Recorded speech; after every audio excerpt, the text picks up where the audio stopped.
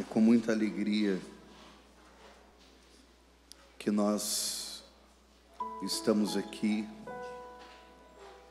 para mergulhar mais naquilo que Deus deseja para cada um de nós. É uma alegria estar com cada um de vocês, refletindo, aprofundando a palavra do Senhor. O tema dessa pregação é tempo de formar profeta. E é preciso levantar profetas neste lugar. É preciso levantar um povo de Deus. Eu queria que você pegasse a sua Bíblia no livro do profeta Jeremias,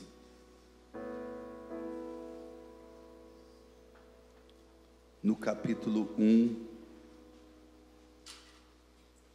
no versículo 4 seguintes. Livro do profeta Jeremias, capítulo 1, versículo 4 seguintes.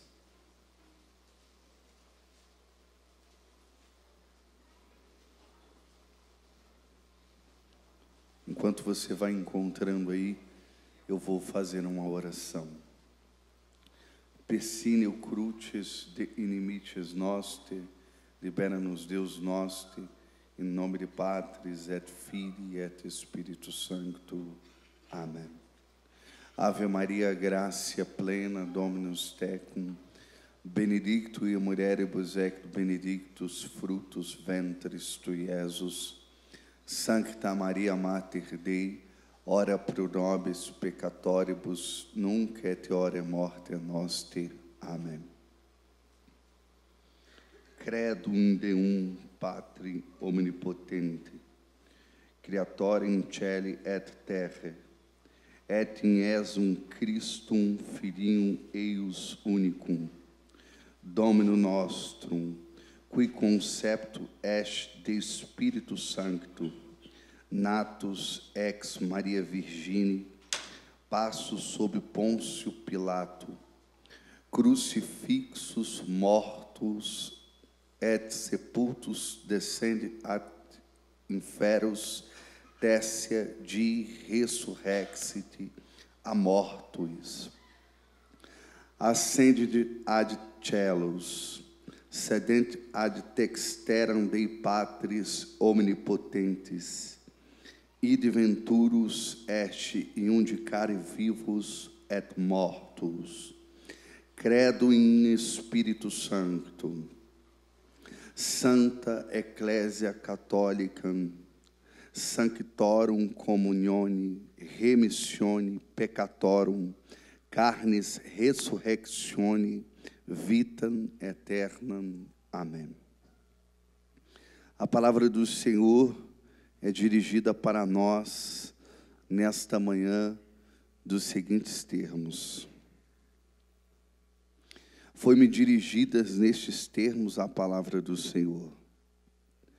Antes que no seio fostes formado, eu já te conhecia.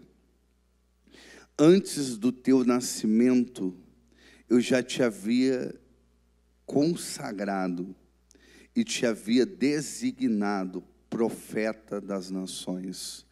Palavra do Senhor.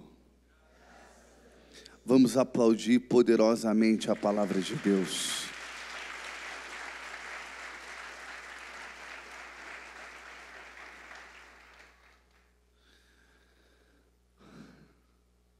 O grande mistério da vida de cada um de nós é que nós fomos consagrados e eleitos pelo Senhor para sermos profetas, para sermos pessoas ungidas do Senhor. E já desde o ventre da nossa mãe, você já foi escolhido, eu fui escolhido por Deus. designado pelo Senhor para viver mistérios grandiosos. E é por isso que quando nasce uma pessoa,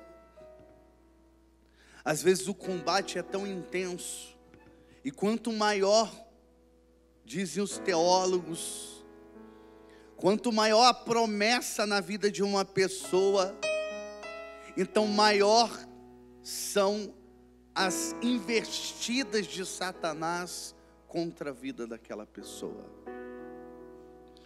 Se às vezes a pessoa passa por grandes dificuldades, é porque Deus tem grandes planos e Deus tem grandes sonhos. E às vezes você pergunta, Senhor, por que tantas provações na minha vida? Por que tantas dificuldades? É porque você é um eleito de Deus. É porque você é uma eleita do Senhor. E muitas vezes, quando vem um vento contrário à tua vida, é porque você tem uma marca de uma eleição. O profeta é algo que Deus separa, que Deus escolhe para uma missão, para ser um homem de Deus, para marcar uma época, para marcar um povo, para marcar uma história. Você não veio a este mundo aleatoriamente, você veio porque você tem uma missão. Você não veio apenas para fechar em si mesmo, ou para buscar uma felicidade apenas ao seu bel prazer, mas você foi eleito pelo Senhor, para marcar uma história, para marcar um povo. É preciso se levantar nos tempos de hoje, pessoas que acreditam no chamado, e um chamado é quando você transcende. O judeu acredita no judaísmo que existe como que camadas para se alcançar a presença de Deus, para escutar o chamado de Deus. E tem pessoas como que transcendem esse mistério. Tem pessoas que vão transcendendo, então de repente o seu coração se abre e de repente desponta um chamado do Senhor. Quando nós olhamos para Moisés, um homem que Deus designou para ser um grande profeta, um homem que Deus escolheu para ser um grande homem de Deus, mas a sua vida, e marcada também por traumas, por dificuldades, por problema. Moisés tinha tudo para ficar centrado na sua dor. Moisés tinha tudo para ficar centrado nos seus traumas, porque desde criança, todas as crianças eram mortas ao fio da espada. No seu período onde no momento que ele nasce, esse é o contexto do seu nascimento. Imagine a mãe gestando Moisés, Moisés com medo, com pavor, no ventre da sua mãe. Moisés nasce, fica pouco tempo, soldados vêm, procuram cada criança para passar ao fio da espada. Moisés é apartado da sua mãe, a sua mãe coloca ele no rio Nilo, em um cesto. Mais um trauma na vida de Moisés, abandonado pela mãe, jogado ali no meio talvez dos crocodilos, passando às vezes pelo milagre para sobreviver. Depois ele é pego, criado por uma outra pessoa, por uma outra mulher, a filha do faraó, por uma outra família, foi gestado no ventre, agora foi para outra família. De repente, a mãe começa a amamentar, porque a filha do faraó escolhe uma ama de leite, e pela providência divina é a sua própria mãe. A mãe dele alimenta ele, a mãe dele ensina o hebraico para ele, ensina a cultura judaica para ele. Mas quando ele já está crescido, mais um trauma na sua vida, a mãe é arrancada dele. Ele é criado agora numa outra cultura, na cultura egípcia, no meio do palácio, no meio da mesa farta. Aprendeu a língua egípcia, a cultura egípcia, aprendeu a ciência egípcia.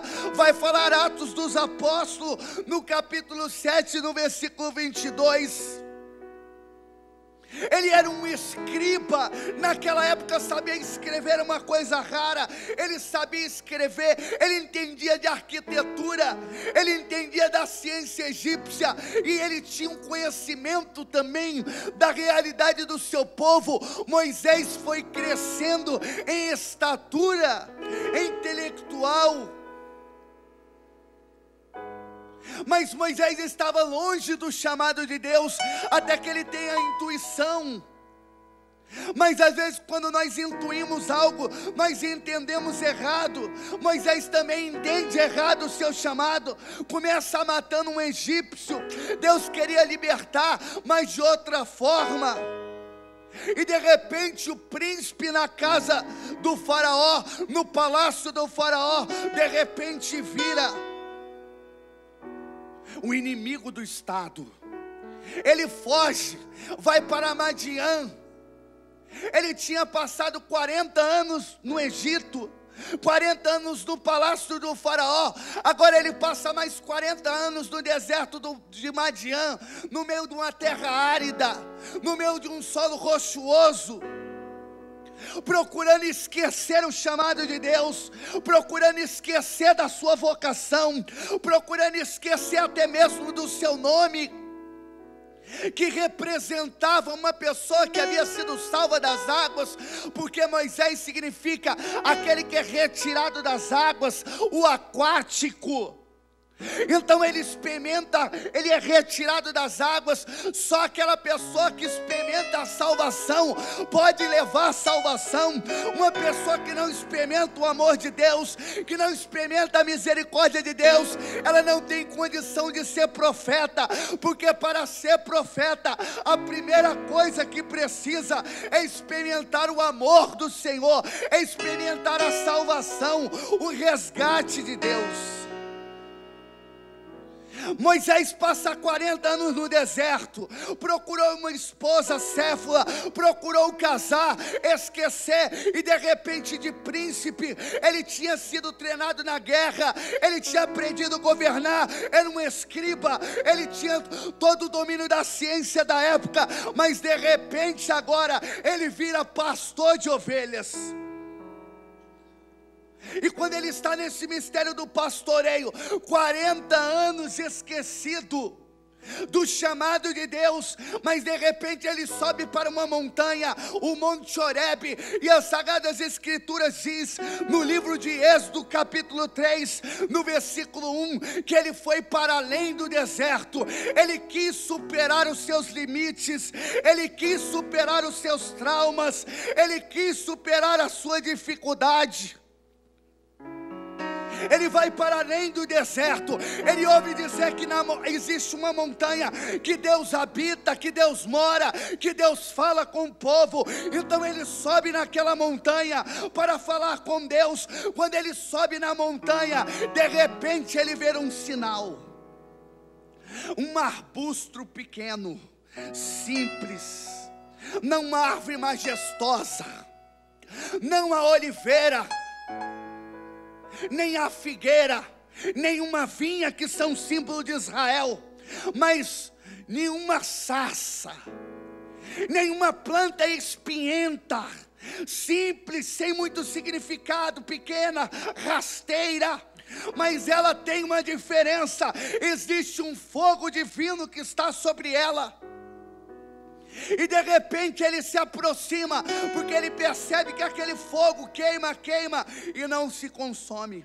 Ele se aproxima, e quando ele se aproxima, ele escuta uma voz no meio da sarça que diz: tire as sandálias dos teus pés, porque o lugar que tu pisas é santo.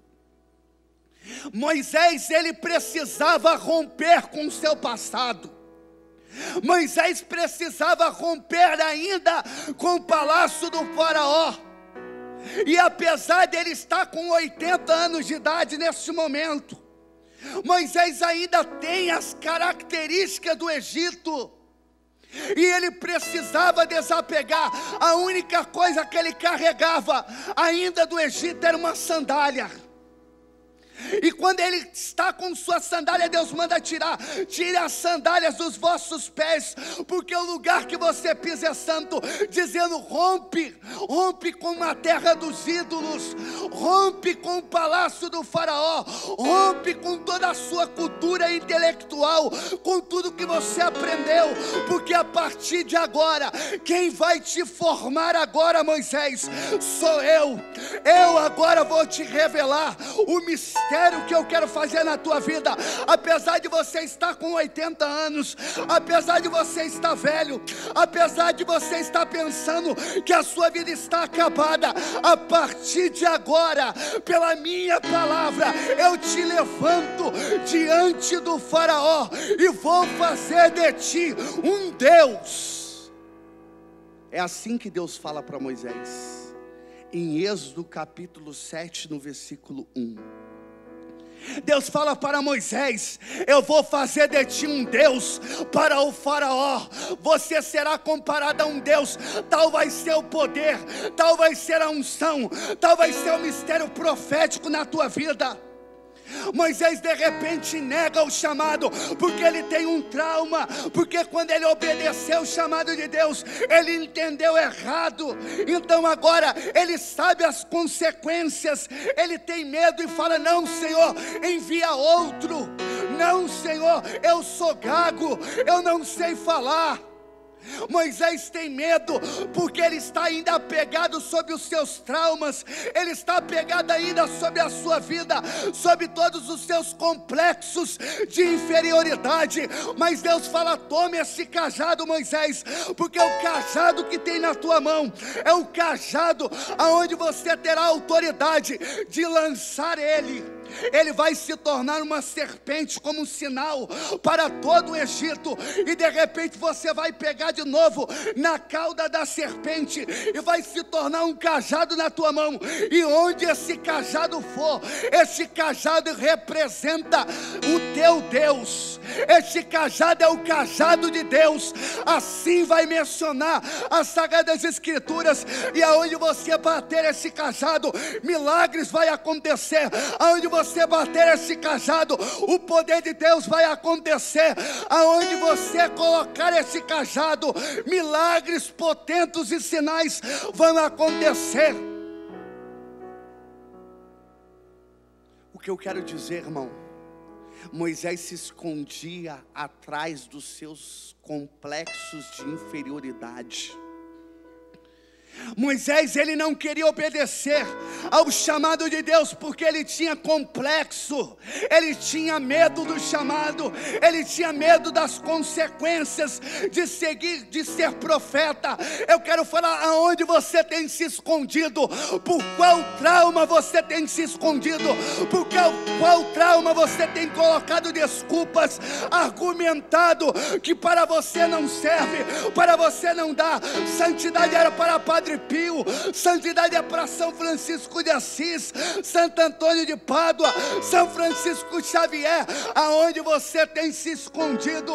Mas eu quero falar para você, assim como Deus apareceu numa sarça, num arbusto simples, pequeno e queimável, e no meio da sarça falava com Moisés, Ele está falando por meio desse arbusto simples, pequeno, por esse pequeno servo de Deus, missionário nesta manhã, que está pregando para você. Eu quero dizer que no meio desta pregação, Deus está chamando o teu nome para uma missão de ser profeta. E se você crê, dá um glória e aplaude para valer o Senhor.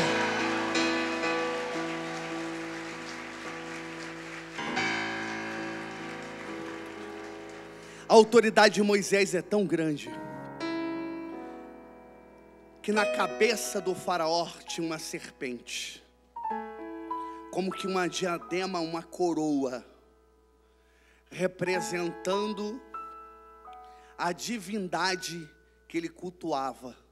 e ao mesmo tempo representando a sua autoridade diante de todo o Egito. E nós estamos falando, não é de qualquer faraó. A tradição judaica, os rabinos vão dizer que o faraó falava 70 idiomas. Era um homem mais sábio da sua época, tinha conhecimento de toda a ciência da magia. Era um homem poderoso pelos espíritos malignos, pelos deuses da época, que era 70 mil deuses, 700 aliás, 700 mil deuses que eles adoravam no Egito.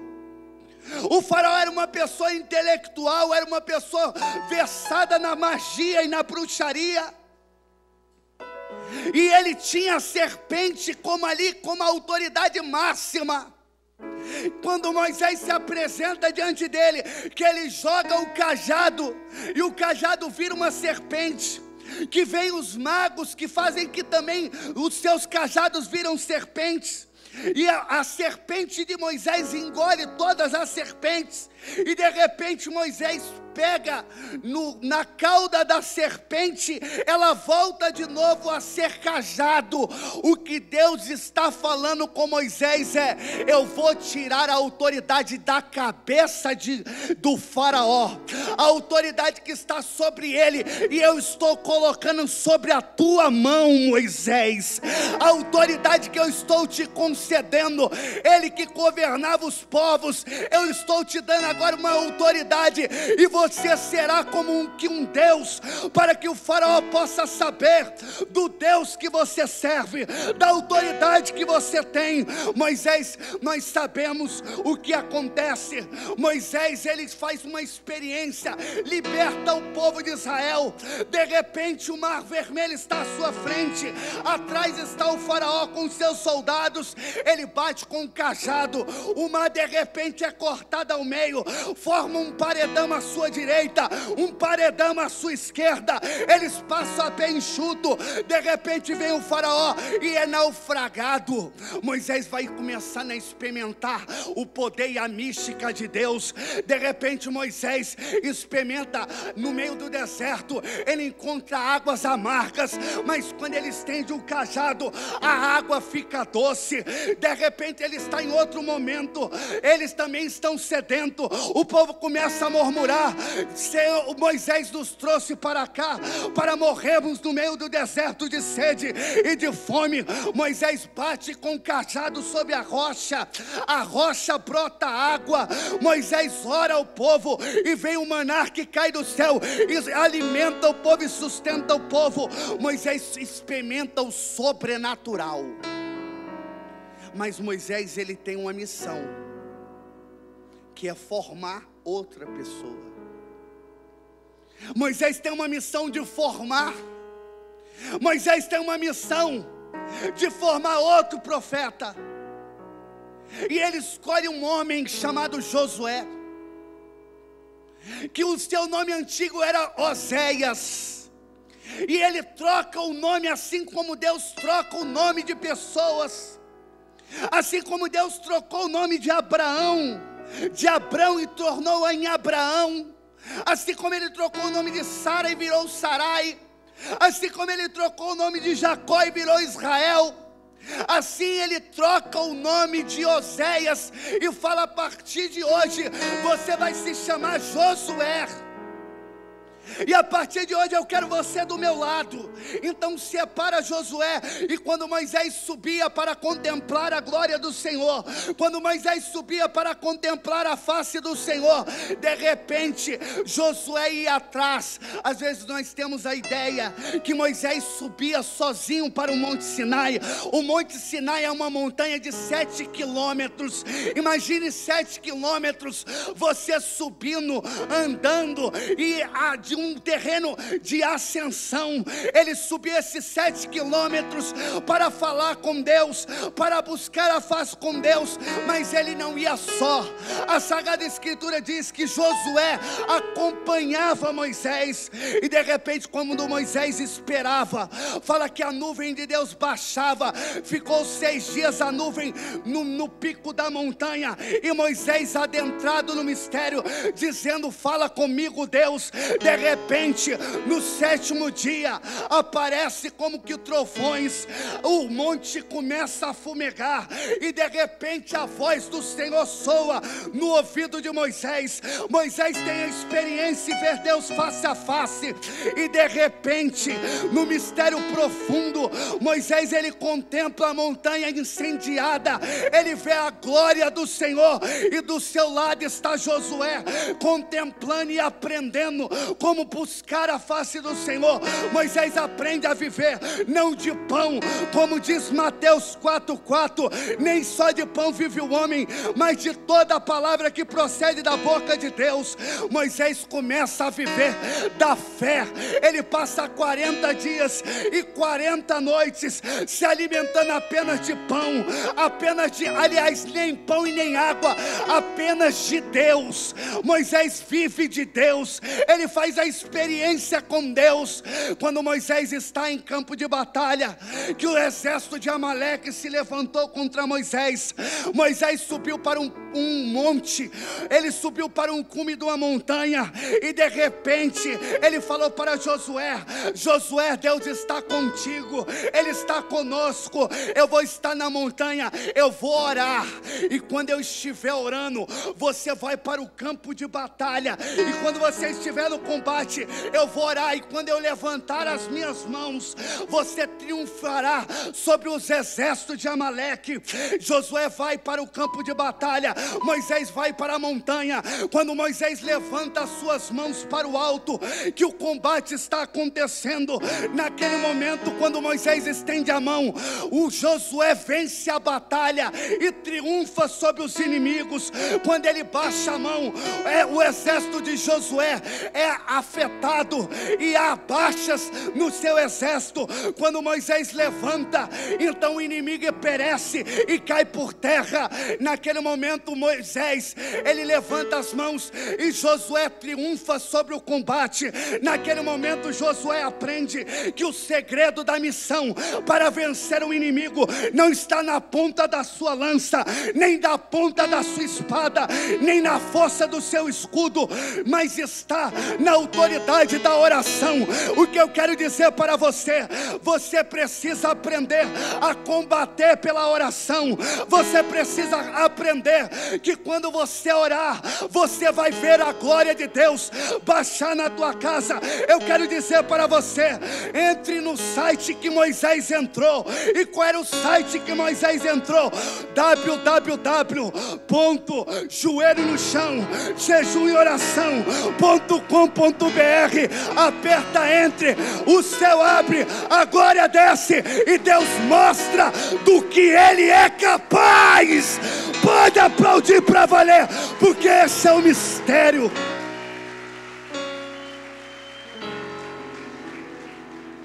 Josué aprende com Moisés, ele comunga do coração de Moisés, ele aprende como ser profeta levantando a vara, ele aprende observando Moisés a orar. Tudo que Moisés faz, Josué procura imitar, como espelho, aquilo que São Paulo falou em 1 Coríntios capítulo 11, no versículo 1: sede meus imitadores como eu sou de Cristo. Às vezes nós temos um falso conceito e usamos até uma passagem das Sagradas Escrituras de Jeremias capítulo 17, no versículo 5, que diz assim: maldito o homem que confia em outro homem. E geralmente se fala isso, só que o problema é que só leem um pedaço da passagem. A passagem toda é assim: maldito o homem que confia em outro homem, cujo seu apoio é a carne. Você não deve imitar um homem carnal. Você não deve imitar o ímpio, você não deve imitar uma pessoa que não está na presença de Deus, mas o homem de Deus, você tem que imitar como profetas imitaram. Josué procurava imitar, se assemelhar, não como uma caricatura, mas como aprendendo, como uma criança aprende com a mãe e com o pai a falar. E a criança vai aprendendo com o pai e com a mãe, e vai aprendendo o jeito, a forma. Você conhece às vezes uma pessoa de quem é filho apenas pelo jeito de falar, pelo comportamento, às vezes pelo jeito de gesticular. Você fala, este é filho de fulano, porque ele vem de uma casa onde ele aprendeu a imitar desde criança. Então quando Josué olhava para Moisés, ele se inspirava em Moisés, ele se inspirava para profetizar, para orar, para buscar a presença de Deus. Irmão, nós temos que aprender com aquelas pessoas que são pais espirituais, pessoas que têm autoridade espiritual, que quando fala, Deus age, Deus opera, Deus se manifesta, a Shekinah desce. Aprender com pessoas que às vezes estão em uma morada mais elevada, em um estado mais elevado, que tem mais intimidade com o Senhor, mais a proximidade, que o seu ouvido está aguçado para ouvir a voz do Altíssimo, a voz do Eterno. Josué aprende, Moisés já começa a ficar velho, a unção de Moisés é tão grande. Para você ter uma ideia, o Espírito que habitava sobre Moisés, diz o livro de Números, que o povo estava tão numeroso que Moisés precisava de lideranças para ajudar a liderar, ali governar o povo de Israel. De repente, em Números capítulo 11, fala que Deus tirou do espírito de Moisés e repartiu sobre 72 anciões, e eles começaram a profetizar, porque o espírito que estava sobre Moisés, a autoridade dele era muito grande, e Deus tirou e encheu 72 anciões, para você perceber a autoridade deste profeta, deste homem de Deus. Só que agora ele está com 120 anos. E agora Deus leva ele para uma montanha e fala: Moisés, você precisa deixar um sucessor. Você precisa deixar outro profeta no seu lugar. E Josué, que já estava aprendendo desde a juventude com Moisés a viver de fé, da providência, experimentar o poder de Deus, a Sagrada Escritura diz que Moisés estendeu a mão, colocou sobre a cabeça de Josué, orou por ele, e ele recebeu um espírito poderoso, e o espírito que estava sobre Moisés habitou profeticamente sobre Josué. Moisés, de repente, diz a tradição, e diz ali a Sagrada Escritura em Deuteronômio capítulo 34, que Moisés morre. Moisés era um ícone para o povo de Israel. Vai dizer a carta de Judas no Novo Testamento, ali no primeiro capítulo, vai dizer que São Miguel veio para lutar contra Satanás, porque Satanás queria o corpo de Moisés para levar o povo a uma idolatria. Tal era o poder que estava na vida de Moisés, tal era a autoridade. São Miguel luta com o corpo de Moisés, e o corpo de Moisés ele desaparece, e nunca foi descoberto o corpo de Moisés. Mas agora tem um outro rapaz que tem uma missão, é Josué. Josué, de repente, agora com um cajado na mão, com um manto ali dado também por Moisés, ele bate de repente nas águas do Rio Jordão. O Rio Jordão se abre, assim como Moisés abriu o Mar Vermelho. Eles passam, eles têm agora a Arca da Aliança, que foi as tábuas da lei de Deus dada para Moisés, aonde tem a arca banhada a ouro na madeira de acácia, que era uma madeira que não se apodrecia. Então naquele momento ele agora tem uma missão: entrar na terra prometida, que Deus havia prometido para Abraão e havia prometido também para Moisés, uma terra que mana leite e mel. Agora Josué começa a entrar, vai falar que as muralhas de Jericó era intransponível, ninguém poderia entrar, era muito grande. Quem residia em Jericó era um homem gigante, eram pessoas gigantescas, eram pessoas que estavam além da estatura normal. Eles deviam ter mais ou menos o tamanho de Golias, mais ou menos de 2,5 metros a 3 metros de altura. Eram homens versados na guerra, era uma fortaleza. O povo de Israel era pequeno, era fraco, não tinha a mesma estatura, mas havia uma diferença. Eles experimentaram o Deus de Moisés, e agora eles têm outro profeta que foi formado por Moisés, que é Josué. De repente, ali Josué começa a orar. Quando ele começa a orar, ele tem uma visão. Quando de repente ele vê um homem com uma espada na mão. Quando de repente Josué se aproxima deste homem, desembainha a sua espada, olha dentro do olho dele e pergunta assim: tu és dos nossos ou tu és dos nossos inimigos? E aí de repente ele fala: eu sou o príncipe dos exércitos celestes. Ou seja, era São Miguel Arcanjo que apareceu para Josué. Quando São Miguel aparece para ele, a espada está desembainhada. São Miguel fala: tire as sandálias dos teus pés, porque o lugar que tu pisas é santo. Rompe agora com toda a sua vaidade, rompe agora com todo o seu homem velho, porque a partir de agora eu estou amantado de Deus para combater o bom combate. O que eu quero dizer é que nesta manhã eu já posso ver Miguel aparecendo neste lugar com a espada desembainhada. Se até agora você tem lutado, e segura aí, se até agora você tem lutado com suas armas, se até agora você tem lutado sozinho, se até agora você não tem percebido a presença de Deus na tua vida, eu quero dizer que assim como Josué experimentou a presença de São Miguel Arcanjo, e experimentar a presença de São Miguel Arcanjo significa que é o príncipe da milícia que expulsou Lúcifer do céu. Vai falar o mistério ali, São Gregório de Nissa, que a espada de São Miguel não precisa nem tocar na terra, apenas se aproximar da terra, a terra começa a estremecer. Se o desatar da sandália de São Miguel Arcanjo, ele desatar, todo o principado, toda a potestade de Satanás se curva na mesma hora, apenas ao desatar a sandália de São Miguel Arcanjo.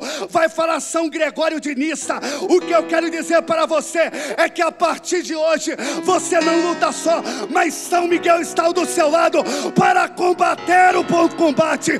E se você crê, somente se você crê, eu quero ouvir um glória e uma salva de palmas no nome do Senhor.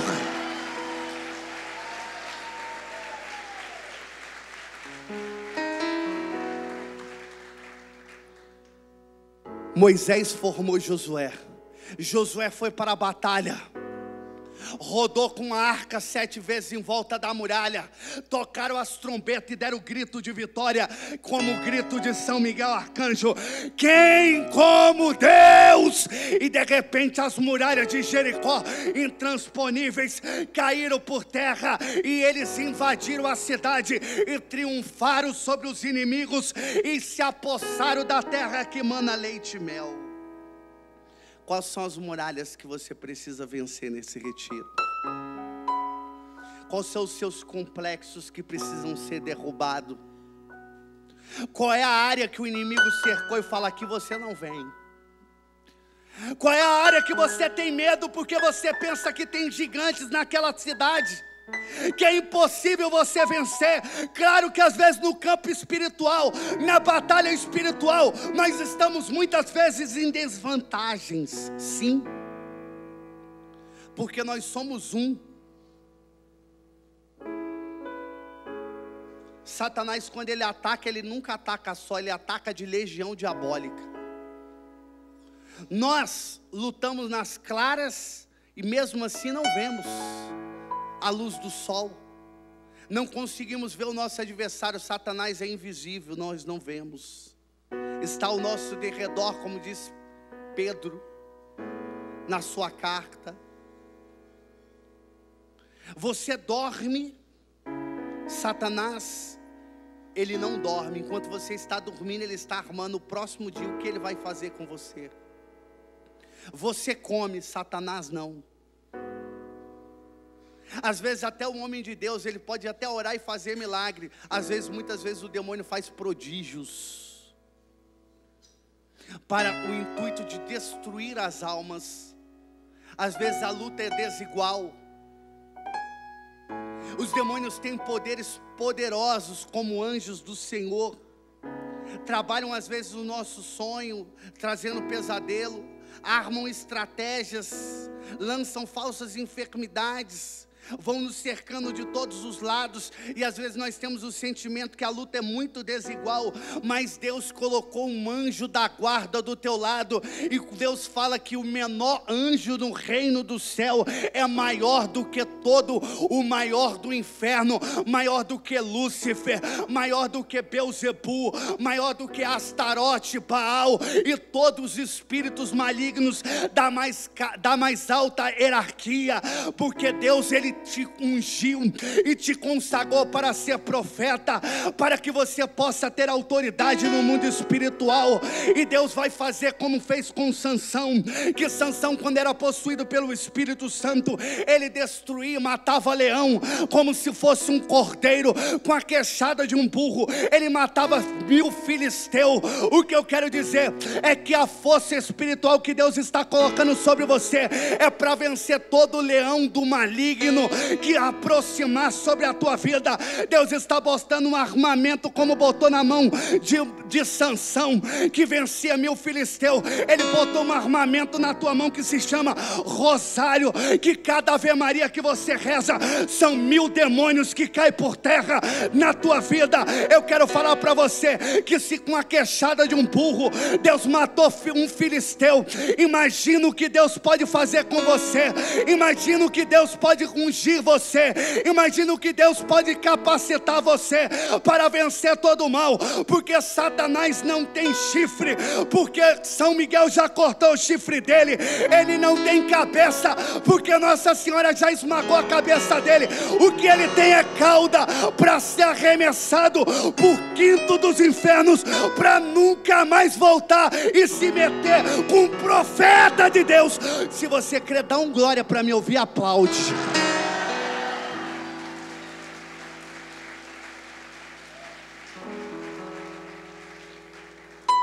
Quando nós olhamos nas Sagradas Escrituras, nós olhamos pessoas que formaram profetas. Elias foi o maior profeta do Antigo Testamento. É conhecido como o profeta dos profetas, o leão dos profetas. Santo Ambrósio vai chamar ele o pai dos profetas.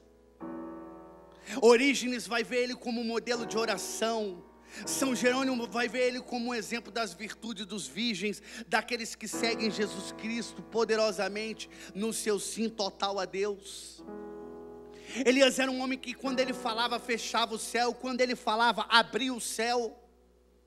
Elias era um homem que vestia um manto como que de camelo, andava no meio do deserto, e quando ele falava que ele se aproximava do rei, o rei começava a estremecer, porque a autoridade de Elias era tão grande, que ele era conhecido, vai falar em 1 Reis, capítulo 18, versículo 17, como o perturbador da casa de Israel. Elias era um homem que perturbava, Elias era um homem que incomodava, Elias era um homem que impactualizava.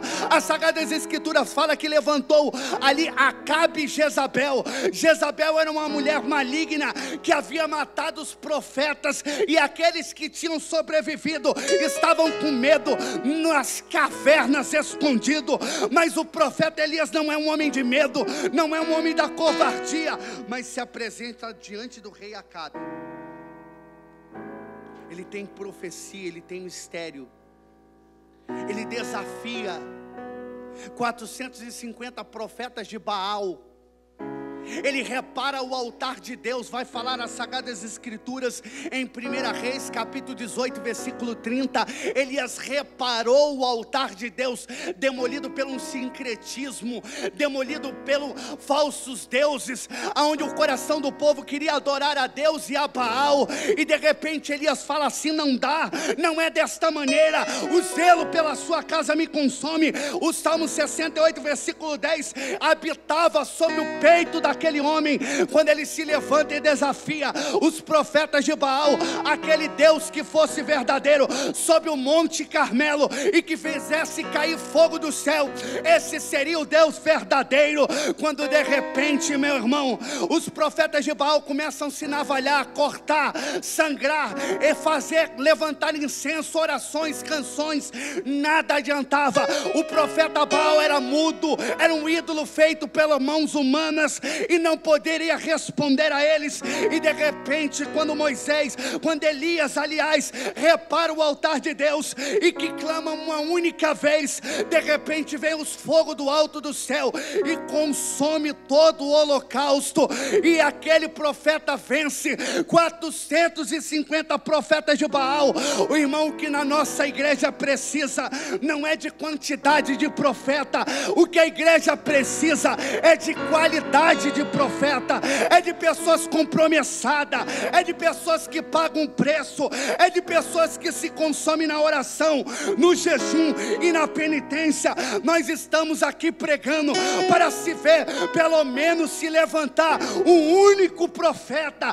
E Eliseu, de repente, ele queima o seu arado, e com a madeira do arado ele faz o holocausto, e faz uma festa festejando, porque ele está partindo da sua casa, e agora ele está indo para a missão. Ele cola junto com Elias, vive, respira o que Elias faz. Elias também está próximo da morte, como Moisés, mas Moisés formou Josué, e agora Elias formou ali Eliseu.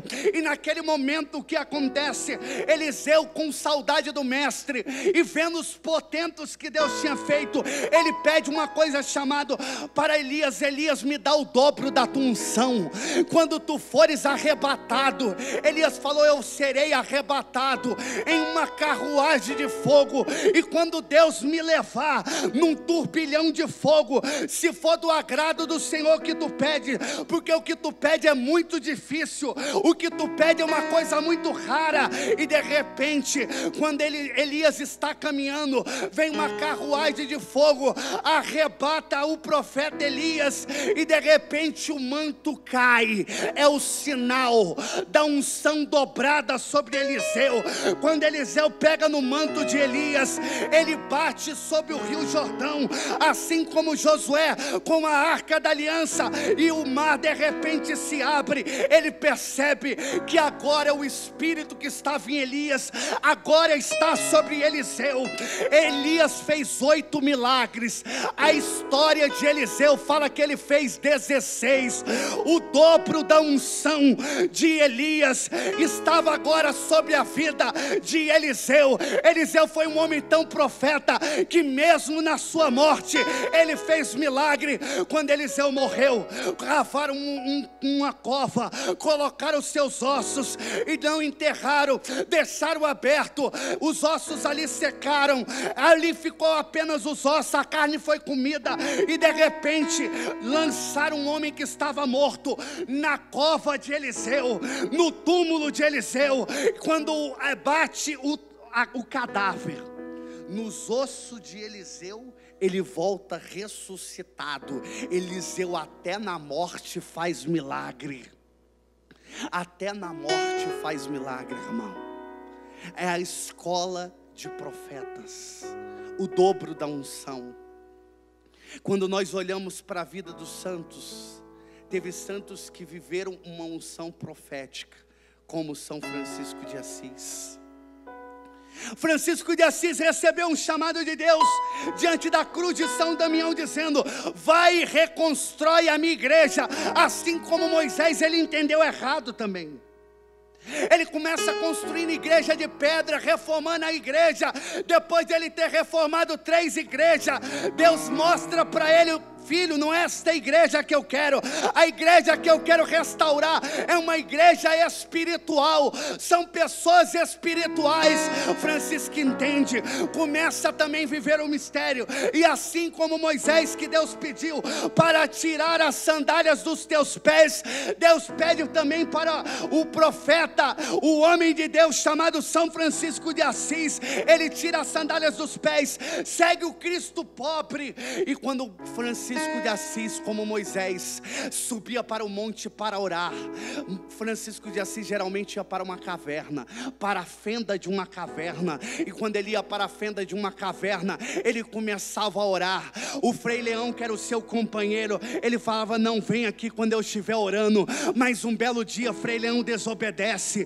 É à noite, ele se aproxima da caverna, entra dentro da caverna, e de repente ele vê um clarão dentro da fenda.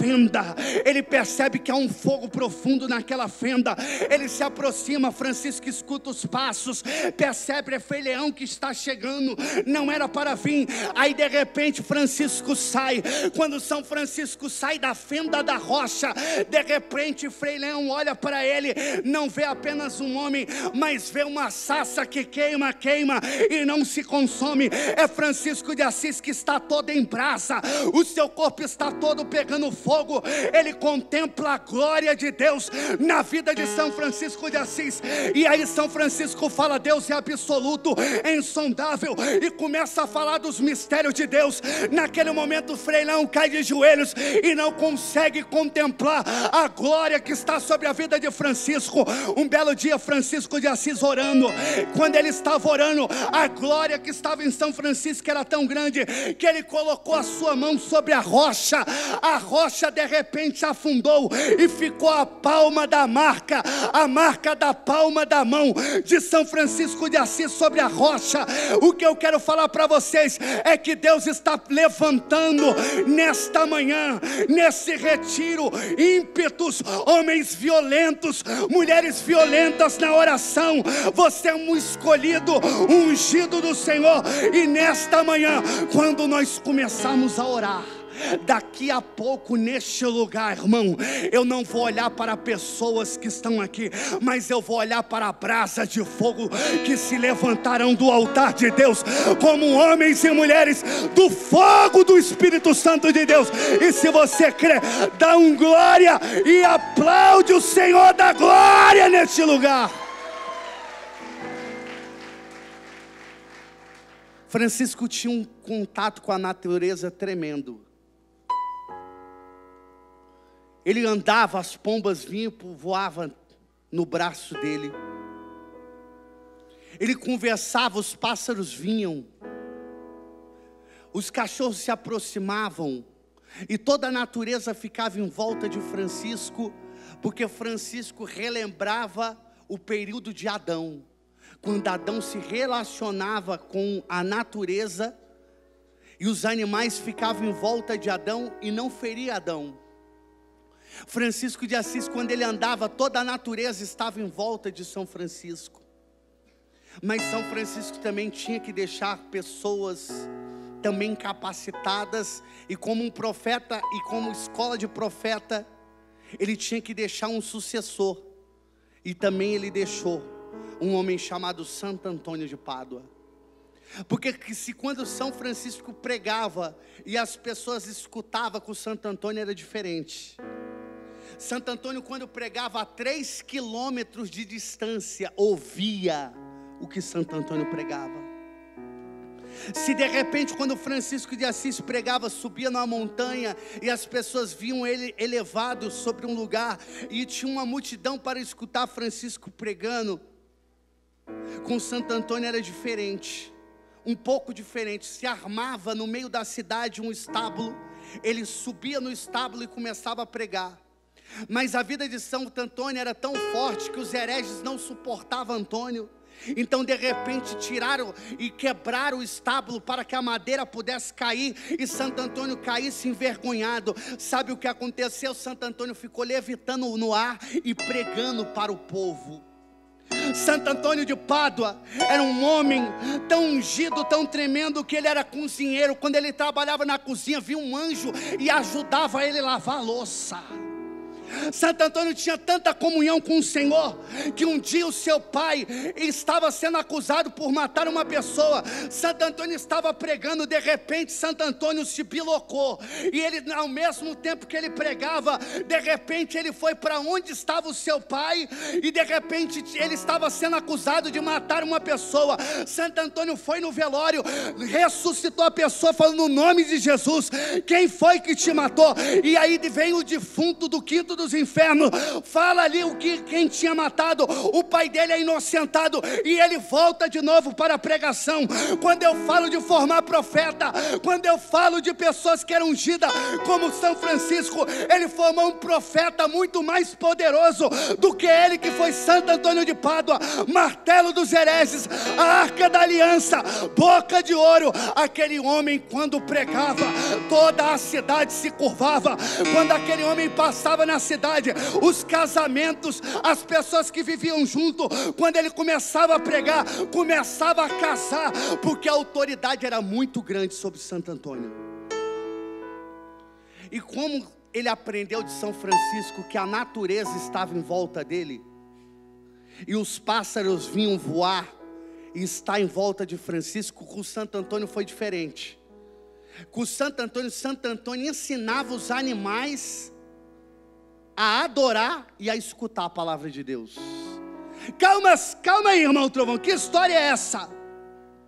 Santo Antônio, um dia, para provar que a Eucaristia é verdadeiramente o corpo e o sangue de Cristo, havia um herege na época que não acreditava na presença real. Ele falou: deixa o teu jumento 3 dias sem comer feno, e quando você soltar ele, eu vou ver aonde ele vai se curvar, se é no feno ou se ele vai se dobrar diante do Rei dos Reis na Eucaristia. O herege deixou 3 dias o burro sem comer. Quando soltou, o burro se curvou e adorou o Santíssimo Sacramento. Santo Antônio de Pádua ensinava os animais a serem pregadores da palavra de Deus para converter, e os animais que eram irracionais se tornavam como que racionais, e ensinava os homens que tinham razão, mas não faziam uso dela. O poder de Santo Antônio era tão grande que ele foi numa cidade, e quando ele estava pregando, ele foi quase morto, porque havia pessoas que não acreditavam no que ele estava pregando, havia pessoas que acreditavam em outras coisas.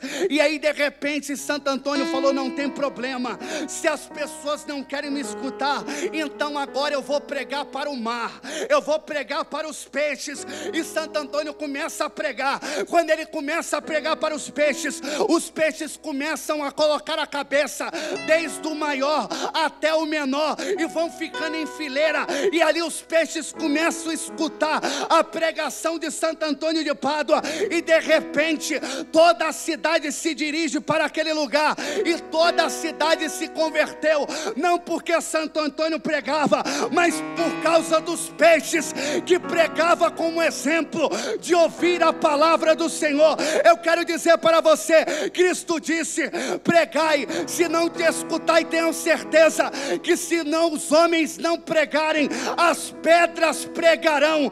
Eu quero dizer, se você hoje não escutar o chamado de Deus, não tem problema, Deus vai levantar uma pedra, um passarinho, um boi, vai levantar algum tipo de animal, vai fazer um homem, um pregador da palavra de Deus, como que um ser racional, e vai converter as pessoas, porque quando Deus quer fazer, Ele faz. Se pelo um corvo Satanás usou e dizia cras, cras para Santo Expedito, dizia amanhã, amanhã, e Santo Expedito diz não, hoje é a minha conversão, e ali mudou. Se dos pássaros vinha alimentar, ali o profeta Elias, o corvo vinha como garçom e trazia ali para o profeta Elias um pão e uma carne.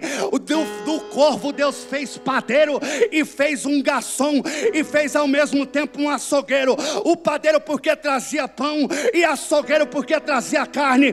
E o corvo vinha e alimentava o profeta Elias.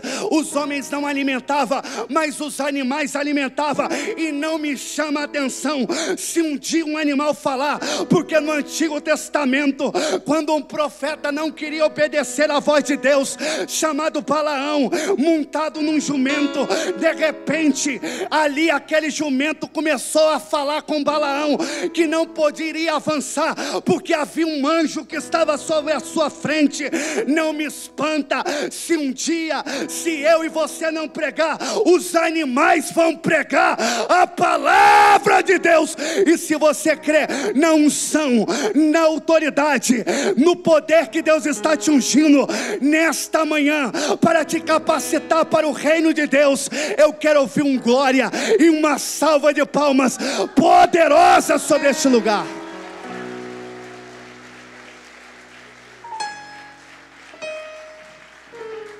Eu quero um cajado. Me arrume um cajado, uma madeira, um cabo de vassoura. Neste lugar, nós vamos fazer aqui um ato profético. E o mesmo Espírito que habitou sobre Moisés, que estava no cajado, e o mesmo Espírito que habitou sobre Elias, que estava sobre o seu manto, nós vamos fazer um momento profético neste lugar. E algumas pessoas que estão aqui receberão um chamado específico de Deus nesta manhã. Deus vai colocar o cajado na tua mão. Outros, Deus ele vai colocar o manto. Assim como o manto de Elias jogou sobre Eliseu, e Eliseu foi tomado pela glória e pelo um chamado de Deus. É isso que Deus vai fazer com você nesta manhã.